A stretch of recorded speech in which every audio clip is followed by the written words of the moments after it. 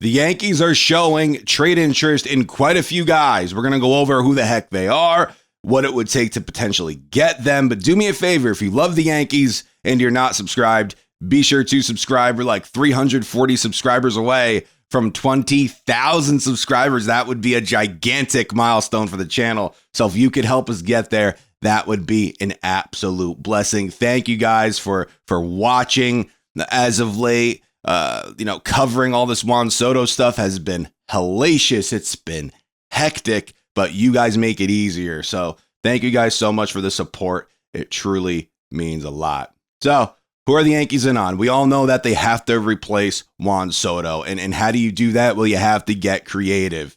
There are a few guys who they are either reportedly interested in, or teams have actually approached the Yankees about these players. So let's start off with the guy that the Yankees were approached to potentially take off another team's hands, and that's Nolan Arenado. The Cardinals have contacted the Yankees about a potential Nolan Arenado trade. So what does that tell you? They just want to dump his salary. That's all they want to do. So the Yankees could probably get Nolan for absolutely nothing if they are willing to take on his full salary. And to me, kind of has Josh Donaldson written all over it. But last year, Arenado offensively hit 272, 16 home runs, 71 RBI with the 719 OPS, 101 OPS plus. His offensive numbers have declined. I'm not sure if that's a guy that you want to pay next year $21 million, the following year $16 million, and in 2027 $15 million. But he did play still an exceptional third base. According to Fangraphs, 6 defensive runs saved, 9 outs above average. If the Cardinals are willing to eat some of his money, I would be open to it, but that's not why they're moving him. They're not moving him so they could eat his money. They're moving him so they could just dump his salary. So you could probably get him for nothing if you're willing to take on his salary. And I'm not sure if that's the right route for this Yankee team, this Yankee organization to go. Arenado, still a tremendous defensive third baseman, and he's 33, right? So he's not that old at all. So Donaldson, he was a bit older. But also, too, Donaldson, when the Yankees got him, he did have a nice year with Minnesota the year before. Arenado, not so much last year. Not a great offensive season. So that's where I would hesitate a little bit in taking on that big contract. But we'll see what happens. But for that reason, for the Cardinals basically wanting to dump Arenado's salary onto the Yankees, for that reason, I think I'm out. But Arenado could have a bounce back season in 2025. So there is that. We'll see. Good luck to him if he's a Yankee. I'll take him, but right now, maybe try to think about other moves that you could make, because I'm not sure if everybody's jumping at the bit to take on Arenado's contract. So up next, Garrett Crochet. So Crochet had a fantastic year last year. First season as a starting pitcher, 3.58 ERA with the White Sox, 149 innings pitched, 208 strikeouts. Crochet had a really good whip for a starting pitcher as well. I think he's very good. He has 2 more years left until he becomes a free agent.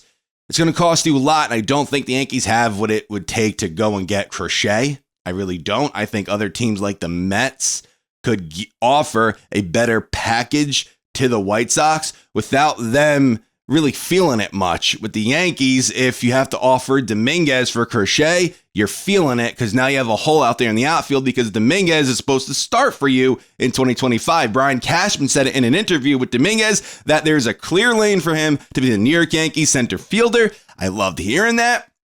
That's awesome. Move Aaron Judge back to right. That's great news. But to get Crochet, you would have to trade him, and I don't want to do that. Spencer Jones is not ready. He'll start up there at AAA, but he's not ready for the major leagues just yet. So for that, for most likely the Yankees having to move on from Dominguez to get Crochet, I would hesitate, truly, because I really want to see this Dominguez thing through. I want to see him get a full year up here at the major leagues. I really do. Give him that Anthony Volpe type of leash, Anthony Volpe type of run, and see what you have. So for that reason, because the Yankees really don't have really can't offer as good of a package to the White Sox as other teams can. For that reason, I'm kind of out on Crochet. I would like him, but I don't know if Dominguez and others would be worth trading to Chicago for a Crochet who only has one season under his belt as a starting pitcher. Devin Williams is next. Now, Devin Williams, the Yankees are showing interest in him. Last year, he did miss basically the first half of the season. Basically missed. He only really pitched in August and September, but he pitched well. 22 games for Milwaukee. He had a 1.25 ERA, 38 strikeouts, and 20 2/3 innings pitched. He's a free agent after the 2025 season. It depends what it would take to get him. I would love to get him. I think that would be a great get, but you're only getting him for one season, and then he is a free agent. We all know the Yankees are really not open to offering contract extensions and extending players. But if they are going to extend a player, there is one guy that I would go and get in a trade and then extend him immediately. I hope they would have the wherewithal to do that if they were to go and get this player. And he goes by the name of Kyle Tucker. You're like, Kyle Tucker? Kyle Tucker of the Houston Astros? That Kyle Tucker? Yeah, that Kyle Tucker.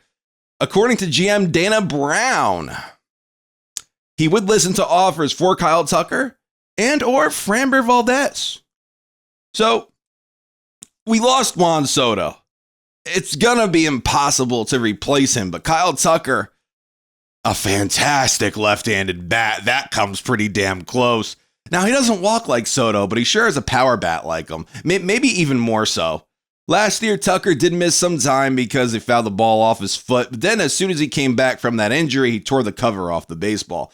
Overall, last year for the Houston Astros, played in 78 games, hit 289, 23 home runs, 408 on base percentage, 993 OPS. I get it. It's in 78 games, but a 993 OPS that's higher than Soto's and a 181 OPS plus that's higher than Soto's. He doesn't walk as much as Juan, but his bat might be a little better. Sorry I'm saying that. Maybe it's some sour grapes. But right now, if you could go and get Kyle Tucker, go and get him. And guess what? His Boris is not Scott Boras. His Boris, his agent is not Scott Boras. Maybe you could go and acquire him and then sign him to a long-term deal, to an extension. And if you could do that, I would see if you could part with a guy who has tremendous trade value right now. You might call me crazy, and that's okay. But if you could go and get Kyle Tucker and then sign him immediately, do what the Braves did with Matt Olson, do what the Mets did with Lindor, do what the Dodgers did with Betts, bring a guy in, lock him up, sign him to an extension. He does not have Scott Boras attached to him, so it might be easier to do. Give him what he wants, make him a Yankee, and it might cost you Luis Gil and Spencer Jones, but if you could go and sign Kyle Tucker as soon as you get him, it's worth moving on from Gil and Jones. And then you go and sign a Max Fried immediately after that. That's a different, that's a change of tune, I think, for Yankee fans if they could pull something like that off. We'll see what happens. We'll see if the Yankees are even remotely interested in making a deal with the Astros. They did make a deal with them last year, so that's nice. Ferguson moved over to Houston, so Cashman has shown a willingness to work with the Astros, especially with Dana Brown. He does have some type of a history with working with Dana Brown through trades and with other organizations, so there is that. We'll see what happens, but I think the Yankees should capitalize on Luis Gil and him having so much value right now. Rookie of the year. I love Gil. I think he's going to be a very good starting pitcher. But do you know what? Go out and get Kyle Tucker, sign him to an extension, go sign Max Fried. Bada bing, bada boom. That'll change the tune of a lot of people across Major League Baseball about the New York Yankees. It really would. So listen, let me know what you guys think down in the comments. Thank you guys so much for watching. Hit that subscribe button. We're on the road to 20,000 subscribers. Thank you guys so much. This is Joe, and until next time, signing out.